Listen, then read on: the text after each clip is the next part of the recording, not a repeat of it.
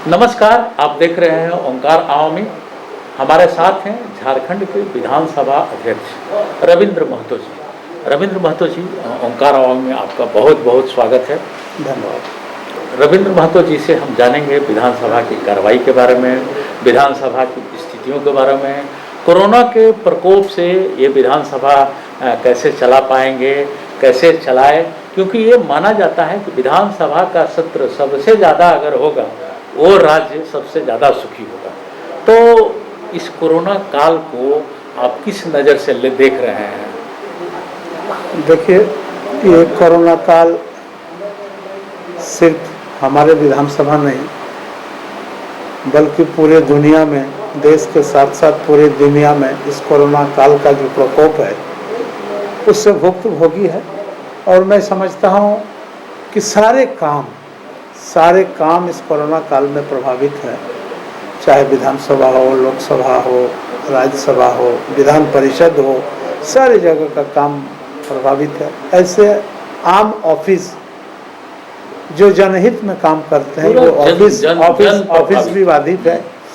आप कम्युनिकेशन में लीजिए, आवागमन बाधित है, स्कूल कॉलेज ये भी बाधित है, अस्पताल में भी चिकित्सा करने का जो परिपाटी विकसित हुआ वो भी बहुत संयमित ढंग से हो रहा है।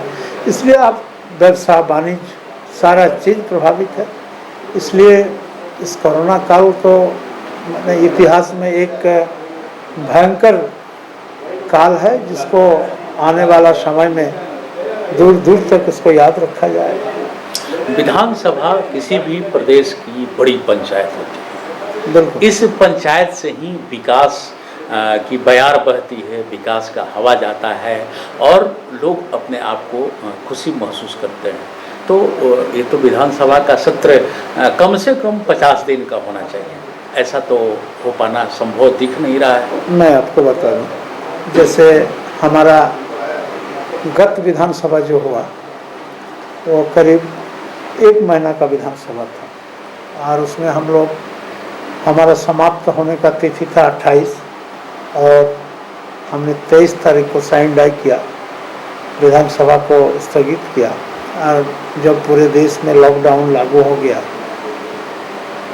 तो हम लोगों ने भी विधानसभा को चलाना उचित नहीं समझे और मैं समझता हूँ काफ़ी लंबा समय तक मैंने विधानसभा को चलाया। और मैं आपके इस बात से 100% सहमत हूँ कि विधानसभा निश्चित रूप से लंबा चलना चाहिए। विधानसभा अगर लंबा चलता है तो सारे मान्य सदस्यों की जो जनता का आवाज़ है वो विधानसभा तक पहुंचती है और उसका निराकरण होने में सुविधा होता है, निराकरण होता है। इसलिए निश्चित रूप से विधानसभा चलना चाहिए। विशेष परिस्थिति कभी कभी ऐसा हो जाता है कि विधानसभा नहीं चल पाती है, जिसके चलते तो कामकाज प्रभावित होते ही रहती है। ये तो सही बात है।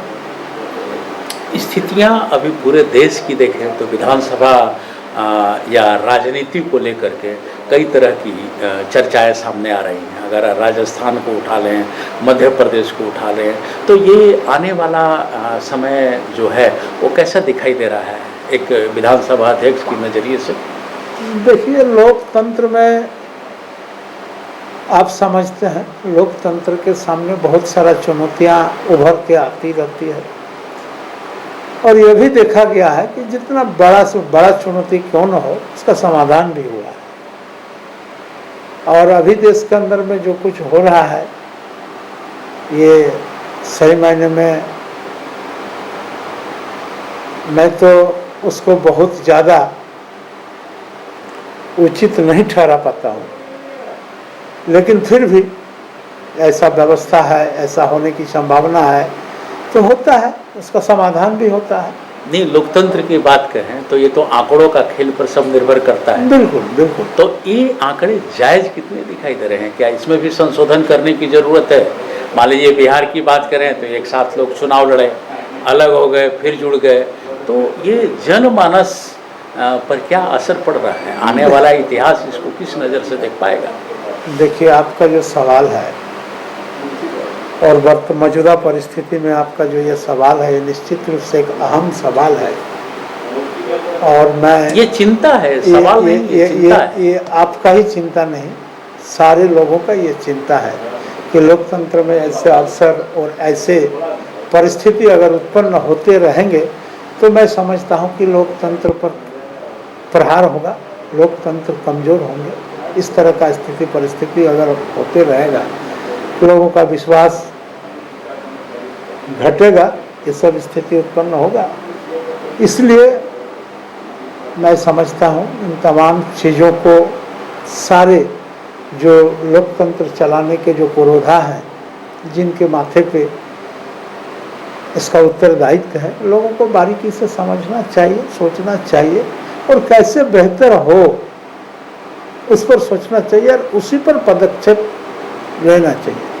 अब आपके विधानसभा की बात करें तो बाबूलाल मरांडी को नेता प्रतिपक्ष का दर्जा आपके यहाँ से नहीं दिया जा रहा है, उसमें तकनीकी क्या दिक्कत है जो भारतीय जनता पार्टी कहती है कि इनको दे देना चाहिए? इस बात को तो मैं आपके सामने अभी शेयर नहीं कर पा रहा हूँ, शेयर करने में अक्षम हूँ।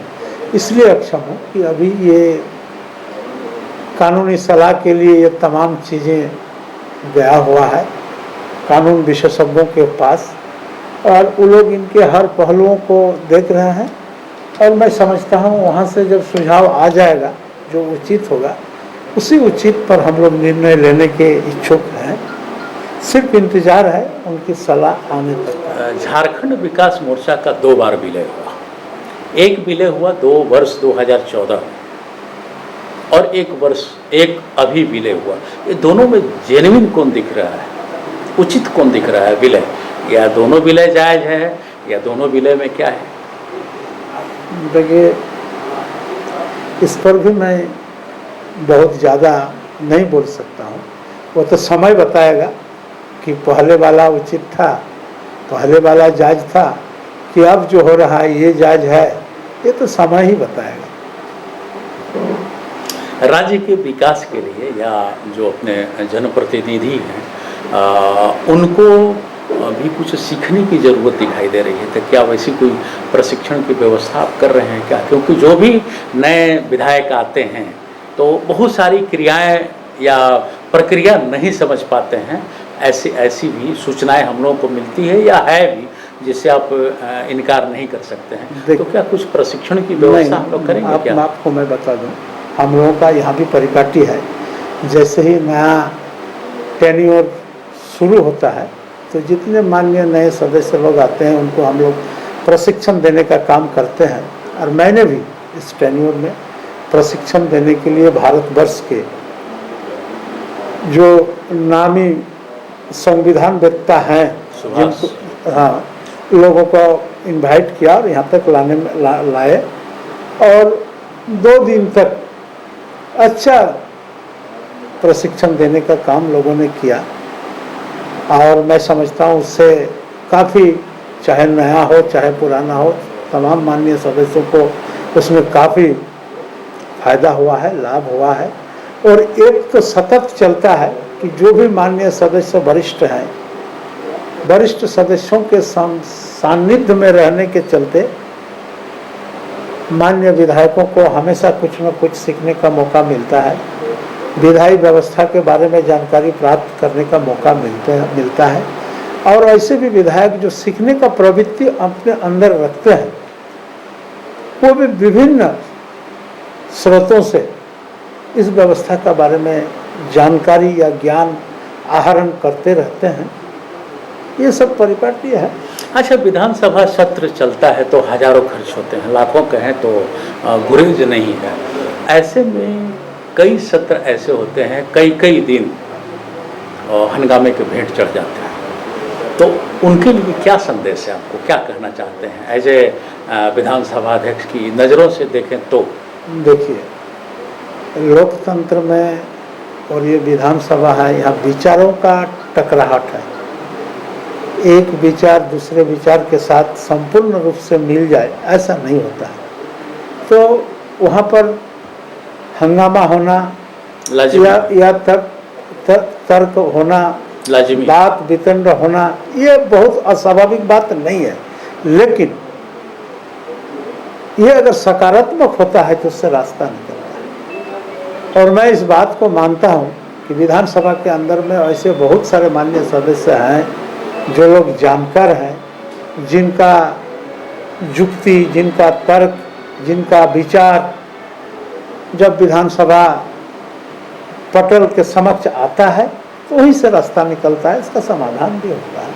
क्या ऐसा नहीं लगता कि कभी कभी सिर्फ विरोध के लिए विरोध हो रहा है? ऐसा महसूस की कि नहीं?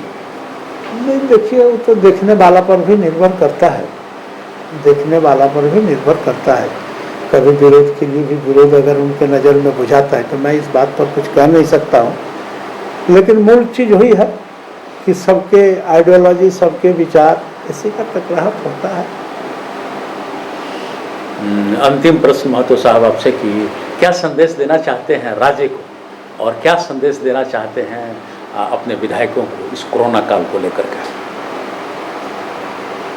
राज्य के जनताओं को मैं अपने तरफ से यह संदेश देना चाहता हूँ कि जितना हो सके वे अपने आप को सुरक्षित रखें, भीड़ भाड़ के अंदर से अपने को बचा के रखें और कोविड-19 का जो प्रिकॉशनरी स्टेप है, जिस नियम को पालन करने के लिए कहा जा रहा है, उनको तो निश्चित रूप से 100% उनका पालन करें।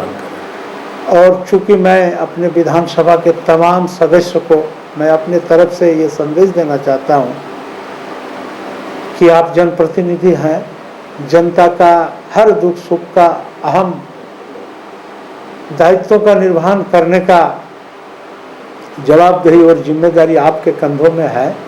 इसलिए जहाँ भी जिस तरह का भी समस्या उत्पन्न होता है, इस विषम परिस्थिति के लिए आप निश्चित रूप से, भौतिक रूप से हो, मानसिक रूप से हो, जैसे भी हो, शारीरिक रूप से हो, आर्थिक रूप से हो, आप निश्चित रूप से वहाँ के जनमानस के हित में काम करें।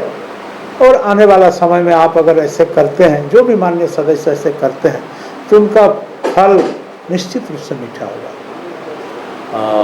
विधानसभा अध्यक्ष रविंद्र महतो जी ने जनप्रतिनिधियों को समाज के बीच जाने का जो संदेश दिया, ये सच है, क्योंकि जनप्रतिनिधि अगर जनता के बीच जाएंगे, उन्हें बताएंगे कि आप कैसे सावधान रहिए, कोरोना के काल में सरकार को मदद कीजिए, अपने समाज को मदद कीजिए, तभी ये समय कट पाएगा। आप ओंकार अवामी के साथ बने रहिए। फिर मिलते हैं किसी नए शख्स के साथ। कैमरामैन दीपक के साथ मैं संजय समर, रांची।